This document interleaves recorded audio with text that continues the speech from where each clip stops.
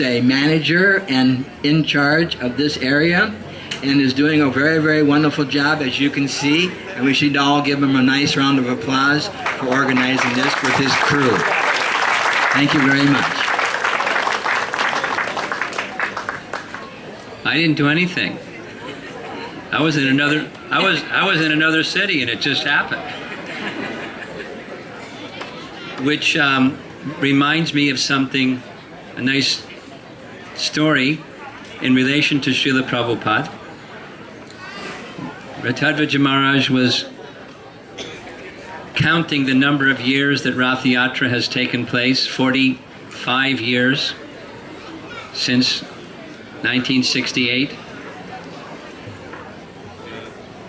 And that continues into the next 45 years, 100 years, however many years. What will it take for that to continue? So here's a nice Prabhupada story. Some of you who are regulars, you've heard this story before. But Srila Prabhupada, when his body was in a very deteriorating condition as he was approaching his final days. So one of his very dear disciples, Giriraj Maharaj, who was at that time the president of the Juhu Bombay temple, came to see Prabhupada to give him a report of what was happening at the Juhu temple. It's a long story because we have only 10 minutes. I'm going to make it a short story, meaning I'll skip some details. After giving his report to Prabhupada of the newly opened Juhu temple, it was very dear project to Prabhupada. He was very much concerned, and he valued Giriraj Maharaj's steadfast, determined service at that temple to keep things going nicely.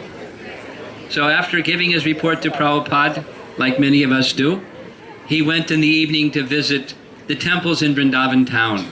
Many, many, many temples. Madan Mohan, Radha Govinda, Radha Gopinath, Radha Shama Sundar, so many different temples in the city of Vrindavan. And in the evening, he took rest on the rooftop, where many hundreds of devotees were also taking rest on the rooftop, because there were so many persons there to take Prabhupada's association. In the middle of the night, like, 12:30, 1 o'clock in the morning, someone came and woke him, saying, Prabhupada wants to see you, come quickly. So he was thinking, maybe Prabhupada is about to leave this world, and he wants to give me some final instruction. Imagine the mood. So he went and took his bath, put on fresh cloth, went to Prabhupada's room, and Prabhupada called him by his bedside. Giriraj Maharaj said, Prabhupada, I have come.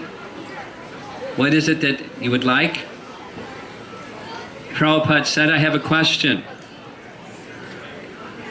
The question is, will this movement go on after I am gone? Now, how do you answer a question like that? If you say, oh yes, everything will be fine without you, Prabhupada, no problem. You don't want to say that. And you don't want to say the other, oh, everything's going to fall apart after you're gone, Prabhupada. But Giriraj Maharaj, being a very sincere follower, he repeated what Prabhupada had said many, many times, which was, Prabhupada, you always taught us if we simply go on chanting Hare Krishna 16 rounds every day without fail and carefully follow the regular principles, everything will go on very nicely. You've given us this teaching. Prabhupada's reply was, And then some silence. And then he said, organization and intelligence. And then everything will go on very nicely. And we just need a little intelligence, a little organization. And all of you can help continue making this nice festival and the whole of the Hare Krishna movement go on very nicely by giving, in service to Krishna, your intelligence and some effort in helping to organize, do some part. Many hands make light work. That's our International Society for Krishna Consciousness. Many, many persons bundled together. Then we can do so many wonderful things by cooperating nicely. And that's not so easy in this age of Kali, to cooperate, where it's predominating is the tendency. Kali, according to our Vedic teaching, is the present age, and it means the age of quarrel.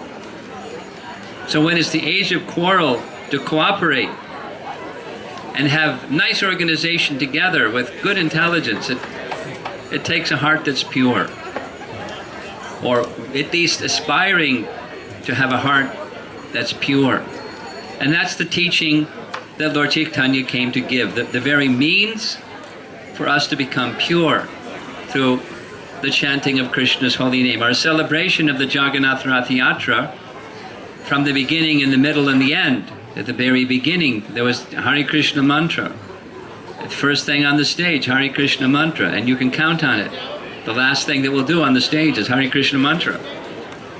And we'll invite you all to chant with us and dance with us and celebrate the glory of Lord Jagannath and Krishna. So just very quickly, I want to say something that's a little different than what we normally speak at a time like this. Because when the young devotees were here with their kirtan and the person was introducing, he spoke something that there on the stage, there's Lord Jagannath on our right, and then on our left is Balaram, and in the middle is Subhadra. So Jagannath is Krishna in his mood in Dwaraka, a mood of opulence as he's worshipped in Puri. Purushottama, Purusha, Uttama, the topmost person in Purushottam Kshetra, the place of Lord Jagannath. And by his side, to our left, is Balaram, just like in Vrindavan. Someday, some of you will go to Vrindavan, I'm sure. Many of you may have been many times. There are deities in Vrindavan, the central altar, Krishna and Balaram. But in Puri, Subhadra is in the middle. Subhadra is the younger sister. Vasudeva and Devaki were the father-mother of Krishna, and he had a younger sister whose name was Subhadra. So these forms are very special. And I'm going to tell something about this very special form, because people sometimes ask. When these young devotees were chanting, before they were chanting, someone came up to me and said, someone said that Subhadra is the mother of the universe. Have you ever heard that one before? Subhadra is the mother of the universe? Here's an explanation of the form and the position of Subhadra, because we're honoring them. So we're going to speak something in glorification of them. When Krishna spent his youth up to 12 years of age, he lived in Vrindavan. And by the invitation of Kamsa, Krishna and Balaram went to Mathura. And after some time, Krishna transferred the entire Yadu dynasty from Mathura to Dwaraka. So when Krishna's over here in Dwaraka, his mind was always absorbed in the residents of Vrindavan. Why? Because their love was so exalted and so intimate and so confidential, so intense. As they had love for him,